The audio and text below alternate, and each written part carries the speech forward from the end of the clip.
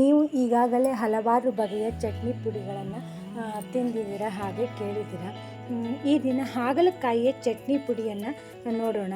ಇದು ಸ್ವಲ್ಪ ಡಿಫ್ರೆಂಟ್ ಆಗಿದೆ. ನಾನಂತೂ ತಿಂದಿರಲಿಲ್ಲ, ಹಾಗೆ ಹಾಗಲಕಾಯಿಯಿಂದೆಲ್ಲ ಚಟ್ನಿ ಪುಡಿಯನ್ನು ಮಾಡ್ತಾರೆ ಅಂತ ಗೊತ್ತಿರಲಿಲ್ಲ. ಇದು ಸ್ವಲ್ಪ ವಿಭಿನ್ನವಾಗಿದೆ ಈ ರೆಸಿಪಿ. ಹಾಗಲಕಾಯಿದು ಅಂತ ಗೊತ್ತೇ ಆಗಲ್ಲ. ಬಿಸಿ ಬಿಸಿ ಅನ್ನದೊಟ್ಟಿಗಂತೂ ತುಂಬಾ ರುಚಿಯಾಗಿರುತ್ತೆ. ಹಾಗಾದರೆ ನೋಡೋಣ ಈ ರೆಸಿಪಿಯನ್ನು. ಮೊದಲಿಗೆ ಇದಕ್ಕೆ ಬೇಕಾಗುವಂಥ ಮಸಾಲೆಯನ್ನು ಹುರ್ಕೊಳ್ಳೋಣ. 1/4 ಕಪ್ ಆಗುವಷ್ಟು ಫ್ರೆಶ್ ಆಗಿರುವಂಥ ಕರಿಬೇವಿನ ಸೊಪ್ಪು, ಹಾಗೆ ಒಂದು 10ರಿಂದ 12 ಬೆಳ್ಳುಳ್ಳಿ ಹೆಸಳು. ಇದಕ್ಕೆ 1 ಚಮಚ ಆಗುವಷ್ಟು ಎಣ್ಣೆಯನ್ನು ಹಾಕಿ ಮೀಡಿಯಮ್ ಉರಿಯಲ್ಲಿ ನೋಡಿ ಹುರ್ಕೊಳ್ಬೇಕಾಗತ್ತೆ. ಈ ರೀತಿಯಲ್ಲಿ ಇದನ್ನು ಹುರಿದು ಬೇರೊಂದು ತಟ್ಟೆಗೆ ತೆಗೆದಿಟ್ಕೊಳ್ಳಿ. ಅದೇ ಪಾತ್ರೆಗೆ 1/4 ಕಪ್ ಶೇಂಗಾ, 1/4 ಕಪ್ ಕಡಲೆಬೇಳೆ, 1/4 ಕಪ್ ಉದ್ದಿನಬೇಳೆ, ಇದನ್ನು ಕೂಡ ಅದೇ ರೀತಿಯಲ್ಲಿ ಚೆನ್ನಾಗಿ ಹುರ್ಕೊಳ್ಬೇಕಾಗತ್ತೆ. ಎಣ್ಣೆಯನ್ನು ಹಾಕಿ ಮೀಡಿಯಮ್ ಉರಿಯಲ್ಲಿ ಹುರ್ಕೊಳ್ಳಿ. ಎಲ್ಲದರದ್ದು ಬಣ್ಣ ಬದಲಾಗಬೇಕು ಇಲ್ಲಿ. ನಂತರ ಖಾರಕ್ಕೆ ನಾನಿಲ್ಲಿ 5ರಿಂದ 6 ಕೆಂಪು ಮೆಣಸನ್ನು ಬಳಸಿದ್ದೀನಿ.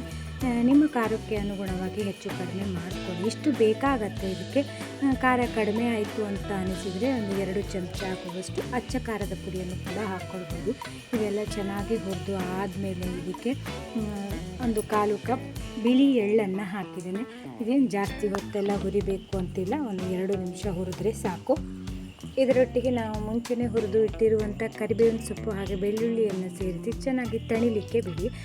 ನಂತರ ನಾನಿಲ್ಲಿ 5ರಿಂದ 6 ಆಗುವಷ್ಟು ಹಾಗಲಕಾಯಿಯನ್ನು ಬೀಜ ತೆಗೆದು ಈ ರೀತಿ ಸಣ್ಣದಾಗಿ ಹೆಚ್ಚಿ ಇಟ್ಕೊಂಡಿದ್ದೀನಿ. ಇದನ್ನು ಈಗ ಬಿಸಿ ಎಣ್ಣೆಯೊಳಗಡೆ ಕರಿಬೇಕಾಗತ್ತೆ, ಫ್ರೈ ಮಾಡ್ಕೊಳ್ಬೇಕು. ನೋಡಿ, ಹೀಗೆ ಮೀಡಿಯಮ್ ಉರಿಯಲ್ಲಿ ಎಣ್ಣೆ ಚೆನ್ನಾಗಿ ಕಾದಿರಲಿ. ಹಾಗಲಕಾಯಿ ಆದ್ದರಿಂದ ಸ್ವಲ್ಪ ಹೆಚ್ಚು ಹೊತ್ತು ಬೇಕಾಗತ್ತೆ ಇದು ಕರಿಲಿಕ್ಕೆ. ನೋಡಿ, ಎಣ್ಣೆಯೊಳಗಡೆ ಈ ಹಾಗಲಕಾಯಿಯ ಹೋಳುಗಳನ್ನು ಫ್ರೈ ಮಾಡಿದ ಮೇಲೆ ಇದು 1/4 ಭಾಗದಷ್ಟು ಕಹಿ ಕಡಿಮೆ ಆಗಿ ಹಾಗಲಕಾಯಿ ಅಂತ ಅನಿಸೋದೇ ಇಲ್ಲ. ಉಳಿದಿರುವ ಹಾಗಲಕಾಯಿಯ ಹೋಳುಗಳನ್ನು ಕೂಡ ಫ್ರೈ ಮಾಡಿದ್ಮೇಲೆ ಇದನ್ನು ತಣಿಲಿಕ್ಕೆ ಬಿಡಿ.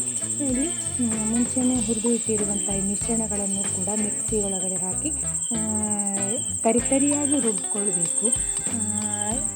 ಇದಕ್ಕೆ ರುಚಿಗೆ ತಕ್ಕಷ್ಟು ಉಪ್ಪು, ನಾನು 1 ಚಮಚ ಉಪ್ಪು, ಹಾಗೆ 1 ಚಮಚ ಆಮ್ಚೂರು ಪೌಡು, 1 ಚಮಚ ಅಚ್ಚ ಖಾರದ ಪುಡಿ, 1 ಚಮಚ ಬೆಲ್ಲವನ್ನು ಹಾಕಿದ್ದೇನೆ. ನೋಡಿ, ಹೀಗೆ ತರಿಯಾಗಿರಬೇಕು. ನೀರೆಲ್ಲ ಬಳಸೋದೇ ಬೇಡ ಇದಕ್ಕೆ. ನಂತರ ಫ್ರೈ ಮಾಡಿ ಇಟ್ಟಿರುವಂಥ ಹಾಗಲಕಾಯಿಯ ಹೋಳನ್ನು ಕೂಡ ಅದರೊಟ್ಟಿಗೆ ಹಾಕಿ ತರಿಯಾಗಿ ರುಬ್ಕೊಳ್ಬೇಕು. ಇದಕ್ಕೂ ಕೂಡ ನೀರು ಬಳಸೋದು ಬೇಡ. ರುಚಿಕರವಾದಂಥ ಹಾಗಲಕಾಯಿ ಚಟ್ನಿ ಪುಡಿ ರೆಡಿಯಾಗಿದೆ ಸ್ನೇಹಿತರೆ. ಹಾಗಲಕಾಯಿದು ಅಂತ ಅನಿಸೋದೇ ಇಲ್ಲ. ತಿಂಗಳಾನುಗಟ್ಟಲೆ ಇಟ್ಟು ಕೆಡೋದೇ ಇಲ್ಲ. ಇದು ಬಿಸಿ ಬಿಸಿ ಅನ್ನದೊಟ್ಟಿಗೆ ಮೇಲುಗಡೆಯಿಂದ ತುಪ್ಪವನ್ನು ಹಾಕ್ಕೊಂಡು ಜಜ್ಜಿರುವಂಥ ಬೆಳ್ಳುಳ್ಳಿ ಹಾಗೆ ಒಗ್ಗರಣೆಗೆ ಬಳಸಿರುವಂಥ ಕರಿಬೇವಿನ ಸೊಪ್ಪು ಬಾಯಿಗೆ ಸಿಗ್ತಾ ಇದ್ದರೆ ಆಹಾ ಸ್ನೇಹಿತರೆ, ಊಟದ ಗಮ್ಮತ್ತೇ ಬೇರೆ. ನನಗಂತೂ ತುಂಬ ಇಷ್ಟ ಆಯಿತು ಈ ರೆಸಿಪಿ. ನನಗೂ ಗೊತ್ತೇ ಇರಲಿಲ್ಲ ಹಾಗಲಕಾಯಿಯಿಂದ ಚಟ್ನಿ ಪುಡಿ ಎಲ್ಲ ಮಾಡ್ತಾರೆ ಅಂತ. ನೀವು ಕೂಡ ಖಂಡಿತ ಟ್ರೈ ಮಾಡಿ ನೋಡಿ. ಈ ವಿಡಿಯೋ ನಿಮಗೆಲ್ಲ ಇಷ್ಟ ಆಯಿತು ಅಂತ ಭಾವಿಸ್ತೇನೆ. ಇಷ್ಟವಾಗಿದ್ದರೆ ಲೈಕ್, ಕಾಮೆಂಟ್ ಹಾಗೆ ಸಬ್ಸ್ಕ್ರೈಬ್ ಮಾಡೋದನ್ನಂತೂ ಖಂಡಿತ ಮರಿಬೇಡಿ. ಧನ್ಯವಾದಗಳು.